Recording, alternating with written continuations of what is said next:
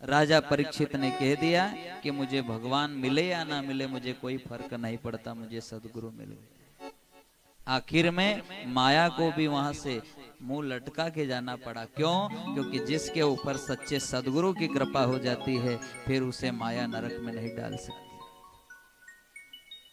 जीवन में याद रखना, सदगुरु बनाओ, भगवान से प्रार्थना करो कि मुझे भी श्री सुखदेव जी महाराज जैसा गुरु मिले, और ऐसा गुरु मिले कि चाहे लाख कोशिश कर ले माया मुझे नरक का मुंह दिखाने के लिए, नरक में डालने के लिए, लेकिन जब सदगुरु ऐसे हो कि जिसका सिर मेरे हाथ पे हो, और ऐसे सदगुरु जो मुझे नरक के अंदर से भी खींच के लिए आए, ऐसा सदगुरु हमारे जीवन में आए, ऐसी कृपा बरसे, ऐसी प्रार्थना करो भगवान से। ऐसा गुरु नहीं कि आप नरक में जाओ तो वो पहले से वहीं बैठे हैं कि थारो इंतजार कर रहे हो, तो नहीं। कैसा होना कि जो आपको नरक में से खींच के लिया है, ऐसा गुरु होना चाहिए। अब राजा परीक्षित ने सबसे पहले एक प्रश्न किया, ध्यान देना आप सभी। कौन सा प्रश्न किया? कि गुरुदेव आप ये बताओ कि अगर किसी की मृत्यु समीप आ जाए तो उसे क्या करना चाहिए? ध्यान देना सभी भक्त। अगर किसी की मृत्यु समीप आए तो उसे क्या करना चाहिए? तभी श्री सुखदेव जी महाराज कहते हैं, राजन जैसे जैसे बुढ़ापा आवे, जैसे जैसे बुढ़ापा आवे, ऐसे ऐसे मोह माया से नाता तोड़ो और भगवान के भजनों से, सत्संग से नाता जोड़ो। और याद रखना, ये माया जो है ना, ये भजन नहीं करने दे, ये हमारे पीछे पड़ी है। अरे जिस दिन से हम पैदा हुए उसी दिन से माया हमारे पीछे पड़ी है कि मैं तुझे नरक में डालूं तो कैसे डालूं। आप देख लेना, जैसे जैसे बुढ़ापा आवेगा नहीं, ऐसे ऐसे माया और ज्यादा चिपकेगी, और ज्यादा। देख लेना आप, बूढ़ी बूढ़ी माँ साहब जिनको मालूम है कि हमारे घर में बहू ऐसी आ गई है जो 40-50 साल की उम्र हो गई बहुओं की भी, लेकिन फिर भी डोकरी जो है नहीं, कमर में से चाबी नहीं निकालेगा, कि मालूम है मारो मारो मारो।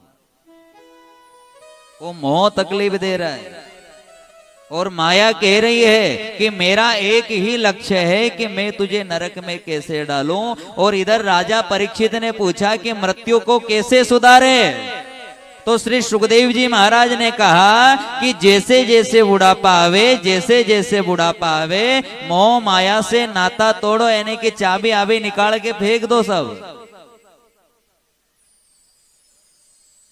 अब इन सबसे नाता तोड़ो और भगवान के भजन से नाता जोड़ो। जैसे जैसे बुढ़ापा आवे, भाव ये बनाना कि हे भगवान, संसार में जो कुछ है सब तेरा है, सामरिया तू है मेरा, तू है मेरा, तू है मेरा, ऐसा भाव बनाना। लेकिन यह कथा में एक गुण और भी बताया हो, आप जोर जोर से मत चिल्ला जो घरे जाने की मारो तो कोई नहीं है, मारो भगवान है, मारो तो कोई नहीं है, मारो भगवान है। नहीं तो आजकल की बहू कह दिया जब भगवान है तो जा मंदिर में बैठ जाए। इसीलिए कबीरदास जी महाराज ने कहा ऐसी वाणी बोलिए, जैसे जैसे बुढ़ापा आए नहीं तो मिठा बोली ने अपना धन निकाल लो यहां से। चाहे कैसी भी बहू है, लेकिन मेरी बहू जैसी तो बहू नहीं हो साहब। और भगवान से कहूं मैं यह मिट्टी जरूर बोल रही हूं, लेकिन मेरा नाता सिर्फ तुझसे है, ये तो मैं मेरा धन निकाल रही हूं। उससे आत्मा से यही कहना कि प्रभु यह संसार सब नाशवाने में जानती हूं, लेकिन मेरी आत्मा तेरे लिए तड़प रही है, जो कुछ है सब तेरा है, सामरिया तू है मेरा, तू है मेरा। अरे बड़े भाग मानो स्तन पावा। मैं जानता हूं कि ये जो शरीर मिला है, कंचन काया मिली है, ये बार बार नहीं मिलनी है। ये तो सांवरिया की अपार कृपा हुई है, जो एक बार मिल गई सो मिल गई।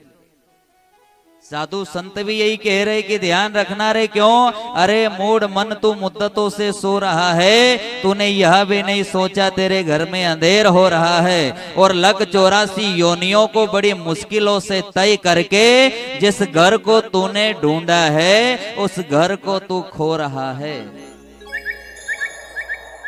लक 84 योनियों को बड़ी मुश्किलों से, बड़ा दुख देख के इस कंचन काया को प्राप्त किया है, और इसे भी अपन मोह माया में खो रहे हैं कि ये तेरा ये मेरा, ये तेरा ये मेरा, उसके घर नहीं जाऊंगा। ये सब क्या है? ये अपन बर्बाद कर रहे अपना जीवन।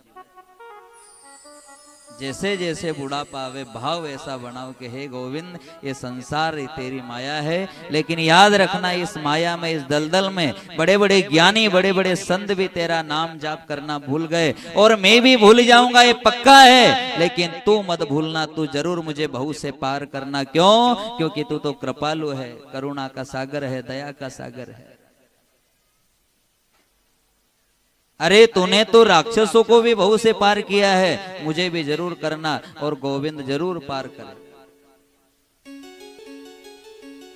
इधर श्री सुखदेव जी महाराज राजा परीक्षित को कह रहे हैं कि जैसे जैसे बुढ़ापा आवे, ऐसे ऐसे अपना जो भाव है भगवान के भजनों में लगा।